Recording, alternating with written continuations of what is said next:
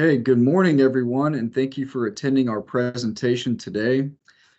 My name is Paul Gaines. I am the POA shareholder in the San Antonio office for RMWBH. And today we're going to be discussing a very hot topic that's been reemerging every single year over the past 10 years or so since social media became so popular, and that is social media and community associations. So before we start, let me begin with a legal disclaimer. The information presented today is based on the law as it exists as of today. The information presented is for educational purposes, does not constitute legal advice. If you do need legal advice relating to any of these topics, please consult your attorney. So our agenda today will be discussing social media policies. If your association has a social media page or is considering establishing a social media page, a social media policy is very, very important to be adopted. We'll talk about procedures for unofficial pages.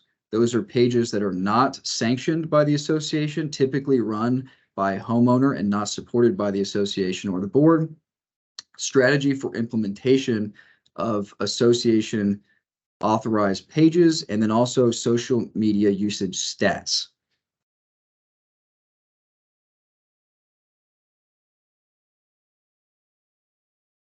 So the legal opinion for social media pages, and this was typically the thoughts of most attorneys, was social media is not ideal for community associations. Many times whenever you see social media pages that are unofficial pages, they're only used for negative content, not for informational purposes. There's a potential for board bashing and neighbor bashing. It does cause more problems than it solves. It also increases potential liability, which we'll discuss momentarily. And then there's the issue of free speech concern. Owners writing on these social media pages, and then the board trying to silence or stop certain posts. Some owners might make the argument that this is infringing on their free speech rights.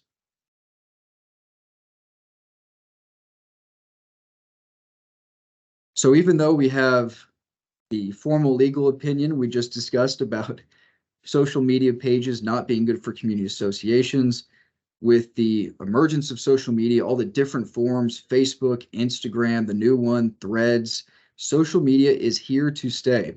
And because it is so widely used by so many generations, unfortunately, it is something that associations now have come to realize that they might have to have in order to provide information to the community. The proof is in the statistics, which we will discuss here in just a moment. And that means that you have to have a strategy for both implementation and unofficial pages. Even if an association has established a social media policy and an official page, oftentimes we will find that there are many other unofficial pages as well.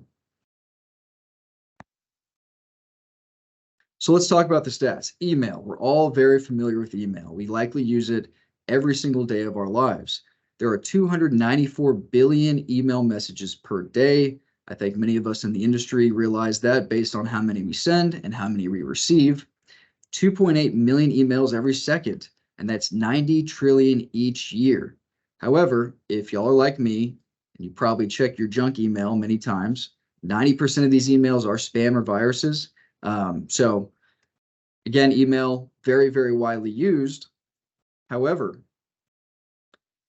email demographics are lowering due to social media usage. Although many of us are now comfortable with email use has dropped 59% for 12 to 17-year-olds who are now utilizing social media for communication. Email use has dropped 8% overall. 18 to 54-year-olds are using email less, and those over 55 are using email even more often than the younger generations. But what we have found is that social media use and social media communication has now become greater than email. Facebook, again, still utilized heavily by the younger generation, but the 45 to 55-year-old age bracket has seen 45% growth since year-end 2012. Social media crowd is getting older. So for some of these older social media platforms like Facebook, older generations are now starting to utilize these social media platforms more often. This is the fastest growing segment of social media users are the older generation, the ones who might not have started early, but now they are starting to use social media. So let's talk about Facebook and Twitter. Of course, this would also include other social media platforms such as Instagram or Threads, or even something like LinkedIn. So 1/6 of humanity uses Facebook or Twitter. So this is not just something that's utilized in Texas, in the US. This is a worldwide platform that is utilized by many, many users across the world. Over 250 million active users access Facebook on a mobile device. 155 million tweets are published every single day, and then more than 70 translations are available for Facebook.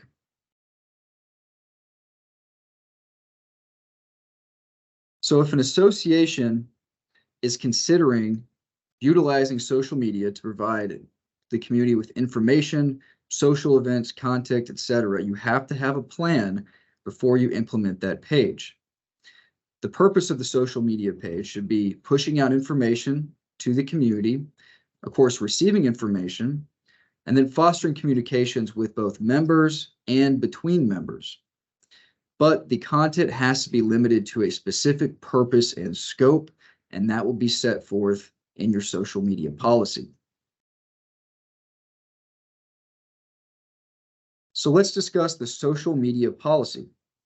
The social media policy will be a document that's adopted by the board and will essentially set forth the purpose, the scope, the terms, and enforcement of utilizing a social media page for the association.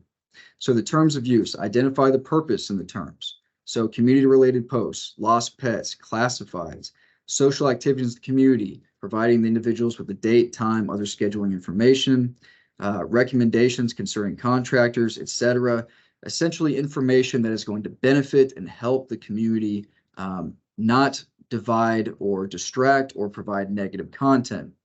So make sure the policy clearly defines that nothing obscene or unlawful will be permitted, a prohibition against harassment or threatening comments, refrain posting from copyrighted materials or images, can't have advertising or junk messaging, and then also, very importantly, no personal information about your neighbors. No gripes, no images, no information on delinquent assessments or deed restriction violation or any other confidential information. None of that should be on an association's official social media page. So the social media policy should, again, set forth the purpose and the scope, but also provide for enforcement. So if there is a violation that would allow deletion without notice to the owner that posted the content, continued or egregious violations will allow termination of the access rights of that particular member. And then very importantly, who is going to be the administrator of the page? Who is going to monitor the page? Is that going to be a board member? Is that going to be a committee member or the chairman of a social media committee that's established by the board? Or is that going to be the management company? If it is the management company that's going to monitor an association's social media page, of course, a board needs to factor in and consider the cost because, again, with the management company's time and expense, that will also be an expense on the association.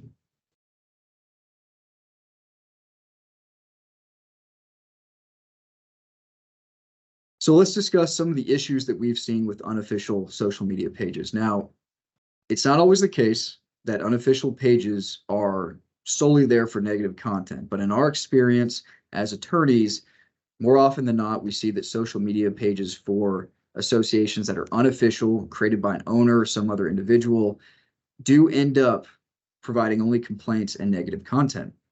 One of the issues that we've seen is the alleged criminal history of board members or other individuals being posted on these websites. We have seen mugshots. We have seen criminal convictions and other records such as theft. And then also we have to think about section 209.00591 of the Texas Property Code, which does provide that if the board is provided with evidence that an individual board member has been convicted of a felony or crime of moral turpitude in the past 20 years, then that board member is immediately ineligible to serve. We've also seen the false criminal records, allegations against board members concerning everything under the sun. And many times it does come down to allegations of stealing money, which goes into our next issue of defamation and libel. So this is defined as the invasion of a person's interest in his or her reputation, good name. Oftentimes board members might see some of this very offensive content or some of these allegations of crimes, and it might affect their business, it might affect their family, it might affect their reputation in the community. And arguably that could be considered a defamatory statement. However, if a board member believes that there has been a defamatory statement made against them, this will not be an association claim. This will be an individual claim of that board member. So if the board member does seek to enforce that issue, that board member would have to hire their own individual counsel.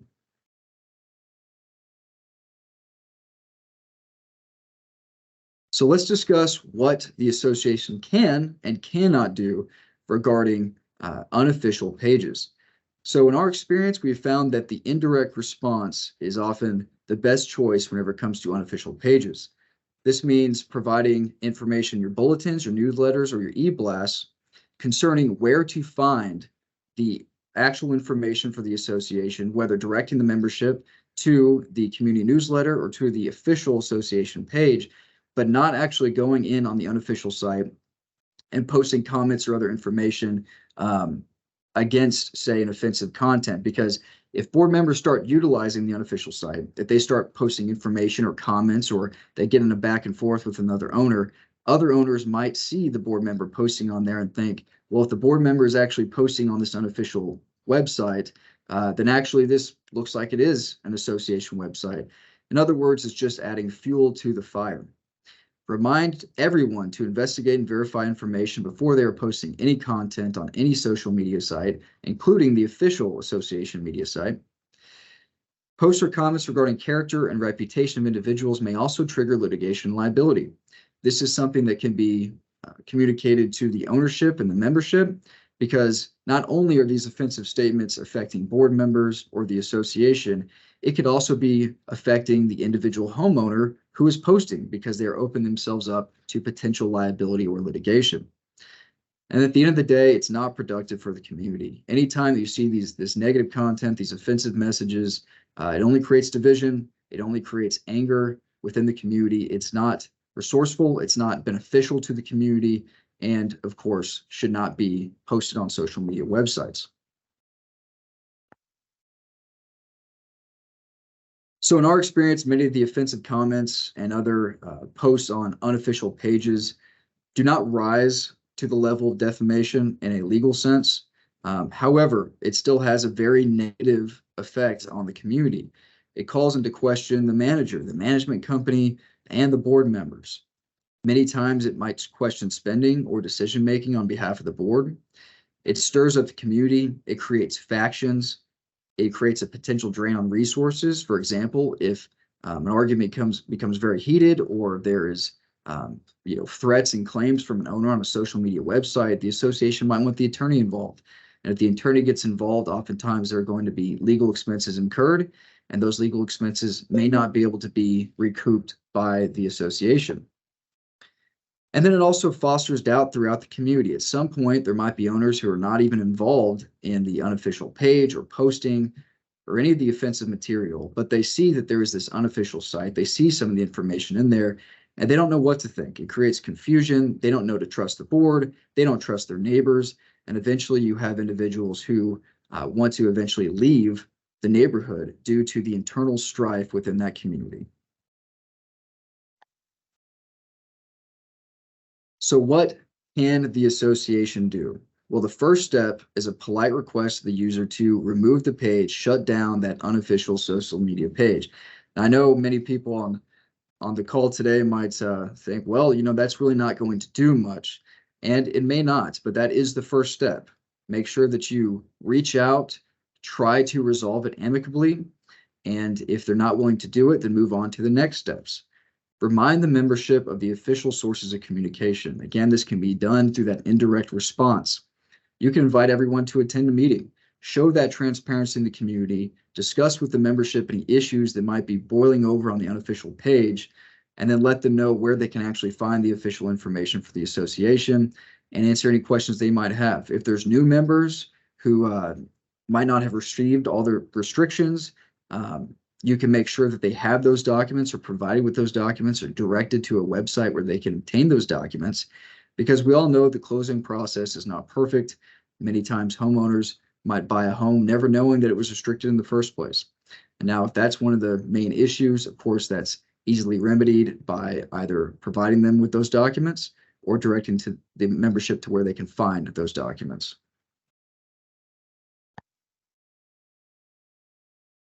But we do not like what they are saying about us.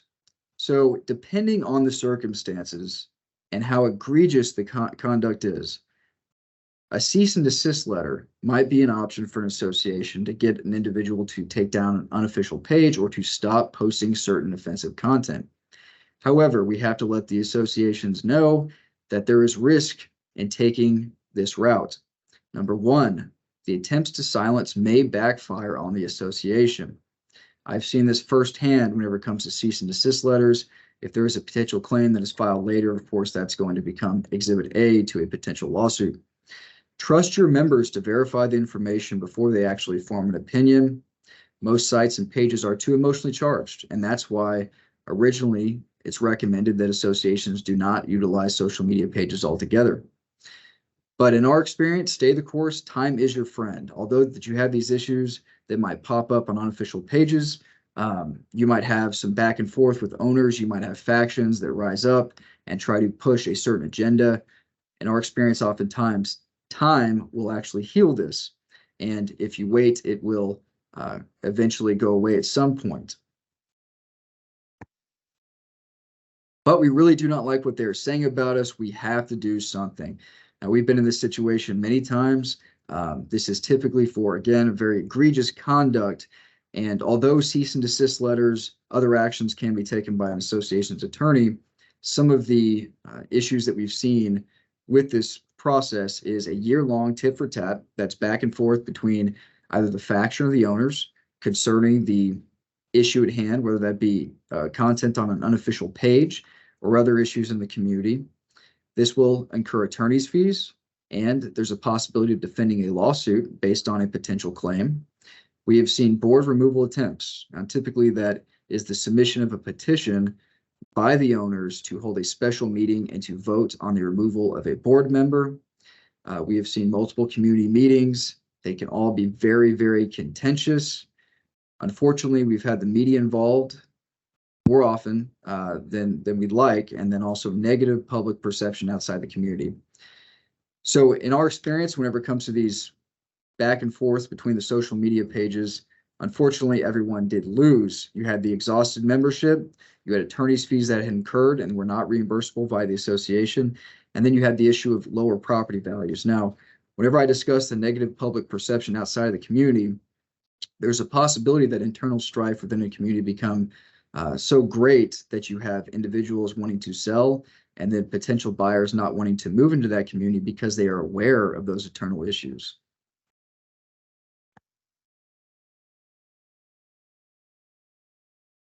So in conclusion, regarding social media pages, social media policies, and then the unofficial pages as well, social media may not be a good fit for every community, at least for now. Now, we know that social media is being used more and more every single day. People are turning to social media not just for communication, but for news, for information, for other outlets. So if an association is deciding to implement a social media page, it has to make sure that there is a planning process and then also the adoption of the social media policy. Now, as for the unofficial sites, the complete control is not the goal. That means that if the unofficial site is up, the association does not want to try to force its hand and really get involved in that social media page, comment on the page, try to control the page, anything like that.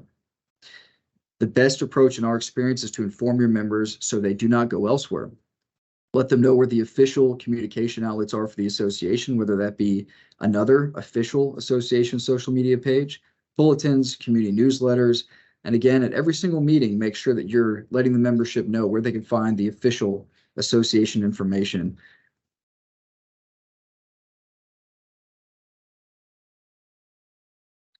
Okay, and so we'll open it up to questions. It looks like we have a few questions in the chat.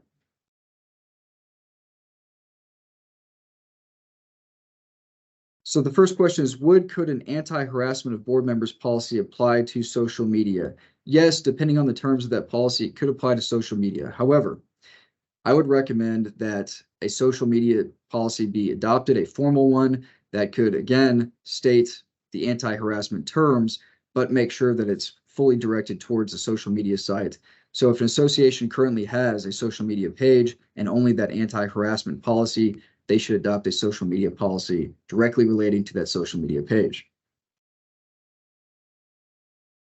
Would the same policy bullet points apply to a community AI app?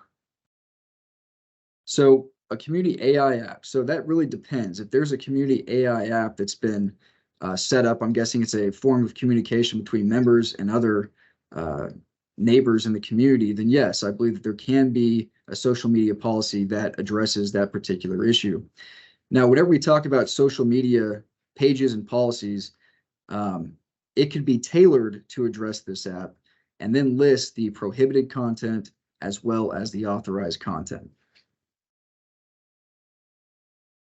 And it looks like that's the only two questions we have. However, we will take a moment to see if anybody wants to send any more questions in the chat.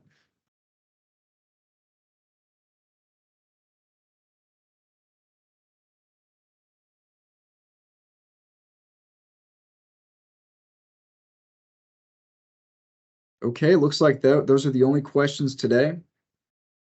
I appreciate everyone for attending. Of course, if there's any questions regarding social media or social media policies, please let me know. Feel free to contact myself.